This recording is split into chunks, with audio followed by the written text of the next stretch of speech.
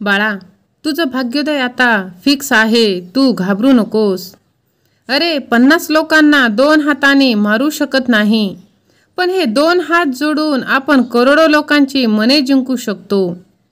प्रत्येक क्षण आनंदाने जगा, कारण हे जग विश्वास ठेवण्याच्या लायक नाही.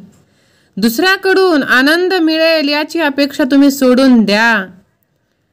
स्वामी भक्तांनो, सर्व गोष्टी तूच माझा स्वामी आहेस ठरले आहे, मग खरे खोटे कशाला. स्वामी माझ्या पाठीशी आहे, मी घाबरू कशाला. जेव्हा तिसरी व्यक्ती 2 लोकांमधील समस्या सोडवू लागते तेव्हा नातेसंबंध क्षीण होऊ लागतात. माणूस कधीही अशी लढाई जिंकू शकत नाही ज्यात शत्रू स्वतःचाच असतो. किती विचित्र आहोत आपण सर्वजण. आनंदी राहण्यासाठी त्रास करून घेतो. सहन न करणारा मित्र कोणता आणि समजू न शकणारे नाते कोणते. शेवटी फक्त तुम्हीच माझ्या पाठीशी उभे राहाल स्वामी, बाकी कोणीच नाही. हा विश्वास आपल्या स्वामींवरती असेल तर होय देवा मी तुझेच बाळ आहे असे टाईप करून ह्या भक्तिमय चॅनलला सबस्क्राईब करा. स्वामी भक्तांनो, कधी कधी नाराजी देखील आवश्यक असते, जेणेकरून आपल्याला समजतं की आपल्याला मनवणारे कोणी आहे की नाही. कुणीतरी किती छान लिहिलं आहे, माणूस रडत नाही पण त्याच्या आठवणी त्याला रडवतात. जगात फार कमी लोक आहेत जसे ते दिसतात तसेच असतात, नाहीतर आज जगात मुखवटा घालून फिरणारेच खूप शोध सापडतील. अहंकार त्या व्यक्तीला असतो ज्याने कोणत्याही संघर्षाशिवाय सर्व काही मिळवले आहे आणि ज्याने आपल्या परिश्रमाने साध्य केले आहे. तो नेहमी इतरांचे कौतुक करतो. प्रत्येक वेळी तुम्ही काळजी घेणं थांबवा, लोक त्रास देणं थांबवतील. काही स्वस्त लोकांवर अवलंबून राहणं तुम्हाला महागात पडतं. त्यामुळे आपल्या मनगटावरती विश्वास ठेवा.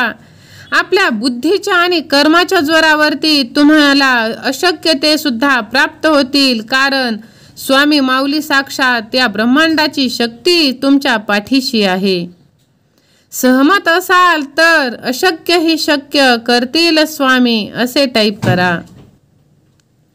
हिशोब बराबर झाला आहे, आम्हाला त्याचं दुःख नाही, कारण आमच्याकडे तुम्ही नाही आणि तुमच्याकडे आम्ही नाही. त्यामुळे तुम्ही तुमच्या आयुष्यातून गेलेल्या व्यक्तींना स्वाहा करून टाकून द्या. तुमची उपस्थिती टाळू लागलेली नाती ठेवण्यापेक्षा तुम्ही तिथून हसत हसत निघून जाणे चांगले. कुणी मिळाल्यावर आयुष्य संपत नाही, पण मिळवलेली व्यक्ती सोडून जाते तेव्हा खरा त्रास होतो. 4 पेक्षा कमी मित्र ठेवा, पण ते विश्वासू आणि जीवाला जीव देणारी ठेवा. कधीही गर्विष्ठ होऊ नका. काळाच्या महासागरात अनेक सिकंदर बुडालेले आहेत. वेळ प्रत्येकाची बदलत असते. तुम्ही महाग आहात आणि आम्ही मौल्यवान आहोत हे फरक समजून घ्या. विचित्र लोक आहेत, हृदय तोडतात आणि म्हणतात आनंदी राहा. अशा लोकांपासून सावध राहा. अनुभव सांगतो की एक विश्वासू मित्र या 1000 नातेवाईकांपेक्षा चांगला आहे. त्यामुळे तुम्ही चांगले मित्र तुमच्या आयुष्यात राहू द्या. मी कधीच कोणावर रागवत नाही, फक्त मी माझ्या परमेश्वराशिवाय कुणाकडेच लक्ष देत नाही. सहमत असाल तर माझा देव माझा पाठीराखा असे टाईप करून हा संदेश तुम्ही 5 जणांना शेअर करा. भक्तांनो, आयुष्यात कोण आले हे महत्त्वाचे नाही, तर शेवटपर्यंत आपल्या आयुष्यात कोण टिकलं हे जास्त महत्त्वाचं. मला किनारा मिळाला नाही तरी फरक पडत नाही. इतरांना बुडवून कसे पोहायचे हे मला माहीत नाही आणि ते मला माहीतही करून घ्यायचे नाही, कारण कितीही मोठे संकट असेल, लाट असेल, महासागर असेल, तरी त्यातून तारणारा, मला शेवटपर्यंत साथ देणारा या ब्रह्मांड नायकाची शक्ती माझ्या पाठीशी आहे, तर मी घाबरू कशाला. सहमत असाल तर स्वामी माऊली तुम्हीच माझे मायबाप, तुम्हीच माझे तारणहार असे टाईप करा आणि हा संदेश तुम्ही शेवटपर्यंत ऐका. जर तुम्ही स्वतःशी मैत्री करायला शिकाल तर तुम्ही आयुष्यात कधीही एकटे राहणार नाही आणि एकटेपणा तुम्हाला कधीही त्रास देणार नाही. निश्चित आहे, कारण मी कधीच कुणाची फसवणूक केली नाही आणि माझी फसवणूक सुद्धा ही स्वामी आई होऊ देणार नाही. मला पूर्ण विश्वास आहे या माऊलीवरती, ती आपल्या लेकराला कधीच दुःख होऊ देणार नाही. सहमत असाल तर लव यू गॉड असे टाईप करून ह्या भक्तिमय चॅनलला सबस्क्राईब करा. मला कोणी समजून घेईल इतकी समज कुणामध्ये आता राहिली नाही. ती समज फक्त माझ्या स्वामी माऊलीकडे आहे. काही गोष्टी सांगून नाही तर स्वतः अनुभवून कळतात, त्यामुळे अनुभव हे खूप मोठं आहे. तुमचे दुःख जगाच्या लोकांसमोर कधीच उघड करू नका, कारण जिथे आधी जखम आहे तिथे ते मीठ नक्कीच टाकतील. माझ्या सगळ्या इच्छा 2 भागात विभागल्या गेल्या. काही तुला मिळवण्यासाठी बाहेर पडल्या तर काही मला समजण्यासाठी बाहेर पडल्या. आपल्याला बोलणाऱ्यांना काही वाटत नाही, जो सहन करणारा असतो तो कमाल करतो.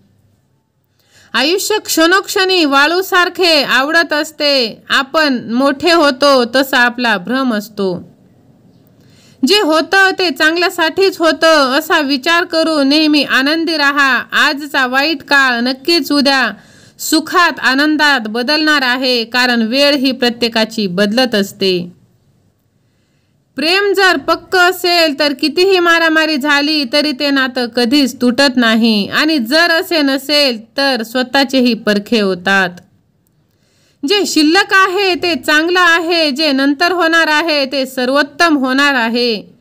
त्यामुळे माझ्याच नशिबी हे का, मलाच हे सर्व दुःख का, मलाच हे सर्व भोग का असे म्हणत तुम्ही रडत बसू नका, दुःखाला कवटाळत बसू नका.